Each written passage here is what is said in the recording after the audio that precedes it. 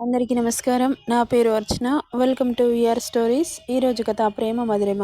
ఒకవేళ జీవితాంతం నీతోనే ఉండాలనిపిస్తే ఉంటాను. అలా అనిపించకపోతే నీకు మంచి అబ్బాయిని చూసి పెళ్లి చేస్తాను. ఇప్పుడు మాత్రం నాకు నువ్వు కావాలి అంటుంటే ఒక విగ్రహంలా మారి అతన్ని చూస్తూ ఉంది. శిలలా మారిన ఆమెని కదుపుతూ ఏయ్ డస్కీ, ఉన్నావా పోయావా అంటూ ఆమె భుజం తట్టి ఊపాడు. హా అంటూ ఈ లోకంలోకి వచ్చింది. ఏంటి డస్కీ, ఇప్పటి వరకు ఏదో పేలిపోయావు, మాట్లాడవేంటే అడుగుతుంటే ఏం మాట్లాడాలో అర్థం కాలేదు ఆమెకి. ఇంత బాధ మనసులో పెట్టుకుని బయటకి రాక్షసుల్లా ఉండేవాడా అనిపించింది.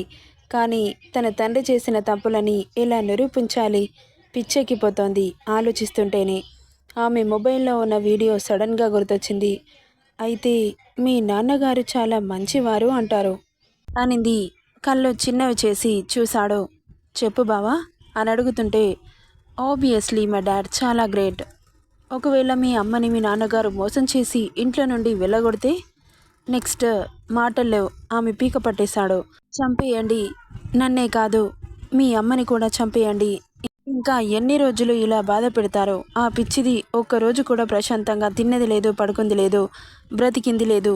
క్షణక్షణం నా కొడుకు నా కొడుకు అని నీ గురించి ఆలోచించుకుంటూ చస్తూ బ్రతికింది. వదిలిపెట్టి వెళ్ళిపోయింది అని నిందిస్తున్నావు. ఏ పరిస్థితుల్లో వదిలిపెట్టి వెళ్ళిపోయిందో ఒక్కసారైనా ఆలోచించావా? ఒక తల్లి నవమాసాలు మోసి పురిటి నొప్పుల బాధని భరిస్తూ తన ప్రాణాలు అడ్డుపెట్టి ఒక బిడ్డకి జన్మనిచ్చి ఎంతో భవిష్యత్తు ఉన్న తన కొడుకుని వదిలి వెళ్ళిపోయింది అంటే దాని వెనక ఏం కుట్ర జరిగిందో సెకండ్ అయినా ఆలోచించావా? మూర్ఖంగా మాట్లాడుతున్నావు. ఒక్కసారి కళ్ళు తెరిచి చూడు బావా, నీకే అర్థమవుతుంది ఎవరు మంచివారో ఎవరు చెడ్డవారో. ఎవరైనా తల్లి కావాలని ఏడిస్తే పబ్బులకి అమ్మాయిలకి అలవాటు చేస్తారా? అది మంచి పద్ధతా? మా డాడ్ గొప్పోడు అని గొప్పగా చెబుతున్నావు. మీ డాడీ కూడా అమ్మాయిల అలవాటుతోనే మా అత్తని వదిలేశాడు. తను కడుపుతో ఉన్నప్పుడు ఎంత టార్చర్ చేశాడో తెలుసా? అవన్నీ తెలుసుకోకుండా ఇలా మాట్లాడటం చాలా బాధ అనిపిస్తోంది. నువ్వు పుట్టగానే నిన్ను లాక్కొని తనని తరిమేశాడు. మా నాన్నగారు లేకపోతే మీ అమ్మ చనిపోయి చాలా ఏళ్ళయ్యుండేది. కేవలం నీకోసం మాత్రమే బ్రతుకుతోంది. ఒక్కసారైనా నీ నోటితో అమ్మ అని ప్రేమగా పిలుచుకోవాలని, తర్వాత ప్రాణాలు విడవాలని తన చివరి కోరిక. ఎందుకంటే ఎక్కువ రోజులు బ్రతకలేదు కాబట్టి. తనకి బ్లడ్ క్యాన్సర్. నీ మీద ఉన్న బెంగతో మీ నాన్న చేసిన మోసం భరించలేక తన ప్రాణం మీదకి తెచ్చుకుంది.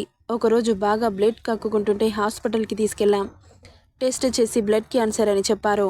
తనని ఉన్నన్ని రోజులు హ్యాపీగా చూసుకోండని చెప్పారు. కానీ నువ్వు లేకపోతే తను హ్యాపీగా ఉంటుందా? తన ప్రాణమే నువ్వు. మేము ఇంతమంది ఉన్నా ఏం లాభం?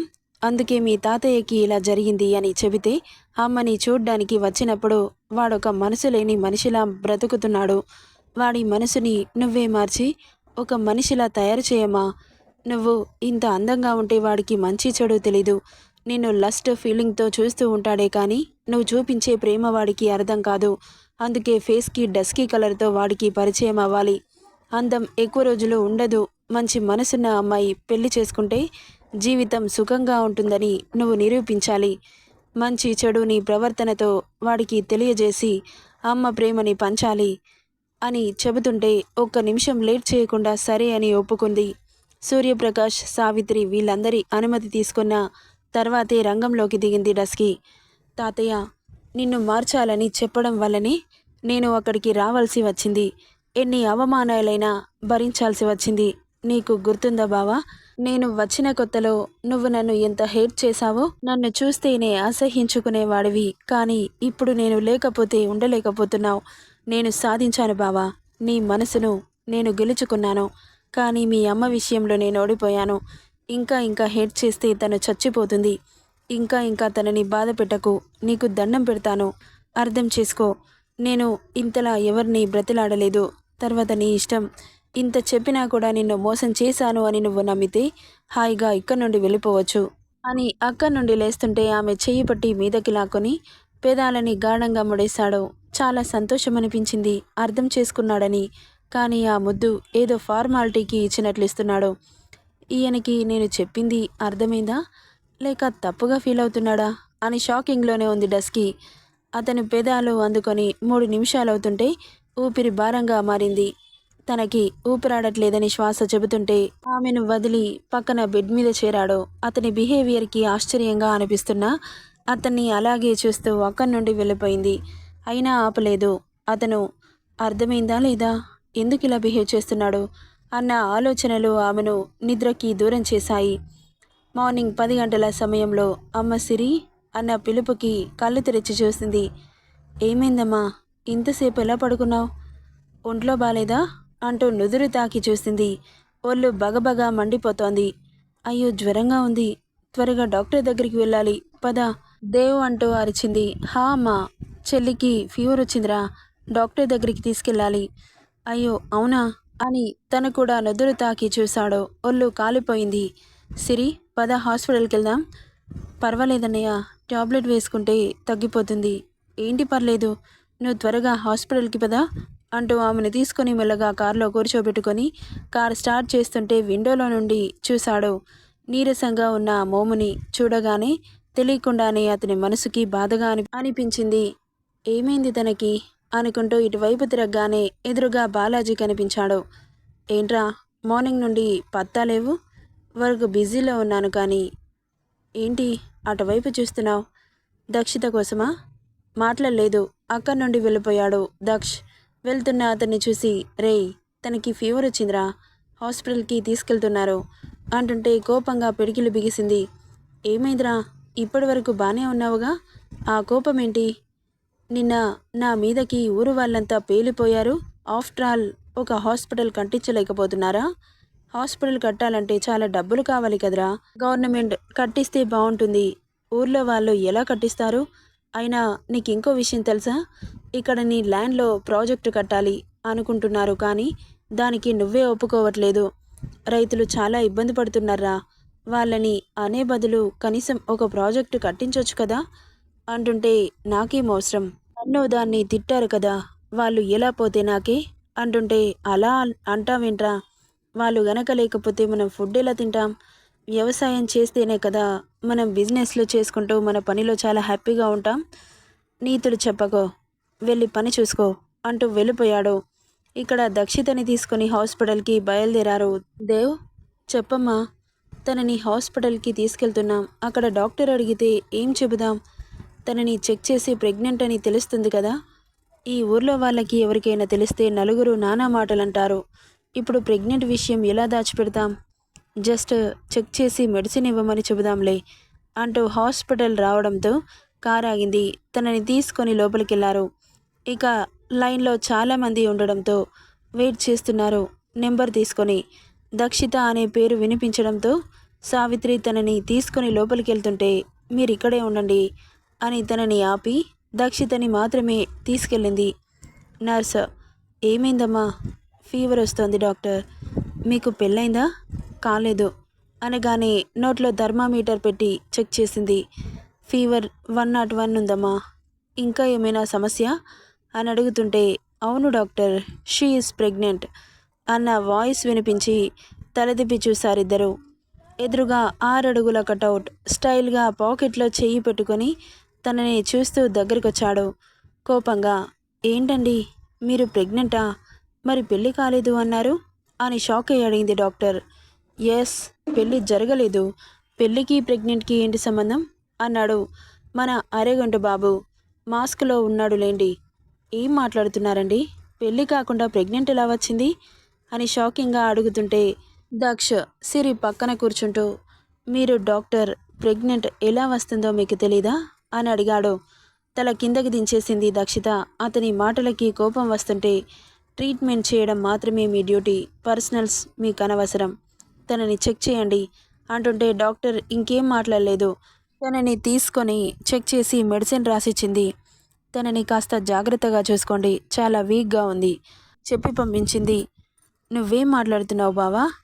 డాక్టర్తో అలాగేనా మాట్లాడేది? తనేమనుకుంటుంది అని కోపంగా అడిగింది దక్షిత. ఐ డోంట్ కేర్ అని చెప్పి చెయ్యి పట్టి తీసుకెళ్తుంటే, అయినా నువ్వేంటిక్కడ? అన్నయ్య నిన్ను చూడలేదా అంటుంటే, మీ అన్నయ్యకి నేను భయపడాలా? మూసుకొని పద అంటూ బయటకు రాగానే దేవ్ కనిపించలేదు. సావిత్రి ఒకతే ఉంది. అమ్మా, అన్నయ్య ఎక్కడా అని కంగారుగా అడిగింది. తనకి ఫోన్ వస్తే వెళ్ళిపోయాడు. మనల్ని ఆటోలో రమ్మని చెప్పి అంతలో అల్లుడు గారు వచ్చారు. అనగానే నా గురించి నీకెందుకు, ఎందుకొచ్చావు అంటుంటే ఆమె బుగ్గలు గట్టిగా వత్తిపట్టాడు. అది హాస్పిటల్ అని కూడా చూడకుండా గుడ్లు పెద్దవి చేసుకుని చూస్తోంది దక్షిత. ఏంటి, నీకోసం వస్తున్నాను కదా అని తెగ పేలిపోతున్నావు? మూసుకొని పద, ఎక్కువసేపు నిలబడకూడదు. ఒంట్లో కేజీ కండలేదు కానీ దీనికి బలుపు మాత్రం క్వింటాల్లో ఉంటుంది అని అమాంతం ఎత్తి కారులో మెల్లగా కూర్చోబెట్టి సావిత్రి కూడా కూర్చోవడంతో కారు స్టార్ట్ చేశాడు. అతని కేరింగ్కి మురిసిపోతూ అతన్ని అలాగే చూస్తూ ఉంది. కానీ అతని మీద ప్రేమ కురిపిస్తే మారడు అని బయటకి కోపం నడిస్తోంది దక్షిత. ఎప్పుడు స్పీడ్గా తీసుకెళ్లే దక్ష్ చాలా స్మూత్గా డ్రైవ్ చేస్తూ ఇంటికి తీసుకెళ్లాడు. ఇక కార్ ఆగడంతో డోర్ ఓపెన్ చేస్తున్న దక్షితని ఒడిలోకి లాక్కున్నాడు. గుడ్లు పెద్దవి చేసి అమ్మా అంటూ తల పక్కకి తిప్పి చూసింది. ఆల్రెడీ ఎప్పుడో వెళ్ళిపోయింది సావిత్రి. ఏం చేస్తున్నావు, వదులు. అమ్మ ముందేంట సరసాలు, అయినా మనసు లేని వాళ్లతో నేను మాట్లాడను అంటున్న ఆమె మాట పూర్తి కాకముందే పెదాలకి పంటిగాటు పెట్టాడు. కింది పెదవి చిట్లి బ్లడ్ వస్తుంటే గుర్రుగా చూసింది అతన్ని. ఏంటి ఓవర్ యాక్షన్ చేస్తున్నావు, నేను రాకూడదా అని అడిగాడు కోపంగా. నా కడుపులో పెరుగుతున్న బిడ్డకి మీకు సంబంధం లేదు కదా, డాక్టర్తో నేను ప్రెగ్నెంట్ అని ఎందుకు చెప్పారు? ప్రెగ్నెంట్ ఉన్న వాళ్ళని ప్రెగ్నెంట్ అని చెప్పకపోతే ఇంకేం చెబుతారే అంటూ కళ్ళ ఎరిశాడు. ఆవిడ ఏమనుకుంటుంది? ఏ, వాళ్ళ ఆయనతో ఆవిడ సంసారం చేయట్లేదా అన్నాడు దక్ష్. అతని నోటి వెంట అలాంటి మాటలు వింటుంటే ఆశ్చర్యంగా అనిపిస్తోంది. ఏమైనా చేసుకోండి కానీ నన్ను వదిలేయండి. మా అన్నయ్య ఇలా చూస్తే చాలా బాధపడతాడు. వాడిని బాధ పెట్టడం నాకు ఇష్టం లేదు. మరి నేను బాధపడుతుంటే చూస్తూ కూర్చుంటావా? మీరెందుకు బాధపడతారు? మమ్మల్ని కాల్చుకు తింటూ హ్యాపీగానే ఉన్నారు కదా అంటుంటే నిజం చెప్పావు, పద అంటూ ఆమెను కారులో నుండి దింపి మళ్ళీ ఎత్తుకొని అతని రూమ్కి తీసుకెళ్ళిపోయాడు. నన్ను వదిలేయండి, నేను మా ఇంటికి వెళ్ళిపోతాను. ఇది నీ ఇల్లే అన్నాడు. నువ్వుంటే అది నీ ఇల్లు అవుతుంది కానీ నా ఇల్లు ఎలా అవుతుంది? ఎక్కడుంటే అక్కడ అది నీ ఇల్లే అవుతుంది అంటుంటే చాలా ఆశ్చర్యంగా చూసింది. ఏంటలా చూస్తున్నావు? మీరేంటి ఇలా మారిపోయారు? నాటకమా లేక నిజంగానే మారిపోయారా? మీలాగా నాటకాలు వేసుకునే బ్యాచ్ అనుకుంటున్నావా అంటూ కిచెన్లోకి వెళ్ళి పాలు వేడి చేసి తీసుకొచ్చాడు. మళ్ళీ షాక్ కొట్టింది దక్షితకి. ఆమె పక్కన కూర్చుంటూ బ్రెడ్ తీసి మిల్క్లో డిప్ చేసి ఆమె నోటికందించాడు. నోరు తెరుచుకొని చూస్తూ ఉన్న దక్షిత నోట్లో బ్రెడ్ పెట్టేశాడు. వేడిగా తగిలిన బ్రెడ్కి హా అంటూ అరిచింది. కంగారుగా ఎదురుగా ఉన్న వాటర్ తీసి ఆమె నోటికి అందించాడు. అతని కేరింగ్కి పిచ్చ షాకింగ్లో ఉంది పాప. కాలిందా అని అడిగాడు. అవును అన్నట్లు తల నిలువుగా ఊపింది. ఆమె అలా అమాయకంగా చూస్తుంటే నవ్వొచ్చింది అతనికి. పూర్తిగా తినిపించి పెదాలకి ఉన్న పాలని నాలుకతో లిక్ చేస్తూ స్వీట్గా ఉన్న పెదాలని మళ్ళీ అందుకొని సో స్వీట్ అంటూ పడుకో బేబీ అని ఆమెను పడుకోబెట్టి బెడ్షీట్ కప్పుతుంటే ఈ లోకంలోకి వచ్చి నేనిక్కడ పడుకోను, మా ఇంటికి వెళ్ళిపోతాను అనింది కంగారుగా. బాబు ప్రవర్తనకి మది కలవరపడుతుంటే చెప్పానుగా బేబీ ఇది నీ ఇల్లు అని, ఇంకే ఇంటికి వెళ్ళిపోతావు అంటుంటే ఇది నా ఇల్లు కాదు నీది, ఇది నాదైనప్పుడు నీదెందుకు కాదు? మీది నాదెలా అవుతుంది?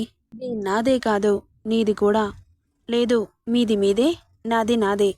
కన్ఫ్యూజ్ అవుతున్నావు బేబీ. నాది నీదవుతుంది, నీది నాది కాదు అంటుంటే వెర్రి చూపులు చూస్తోంది. అర్థం కాక ఆమె ఎక్స్ప్రెషన్స్కి నవ్వుతూ తలని ఢీకొట్టి ఆలోచించడం మాని బుద్ధిగా రెస్ట్ తీసుకో, చాలా వీక్గా ఉన్నావని చెప్పింది డాక్టర్ అని ఆమెను పడుకోబెట్టి డోర్ ఓపెన్ చేయగానే ఎదురుగా వాళ్ళ డాడ్ కనిపించాడు. నెక్స్ట్ పార్ట్లో ఏం జరుగుతుందో చూద్దాం. ఈ స్టోరీ ఎలా ఉందో కామెంట్ చేయండి guys. Thank you for listening.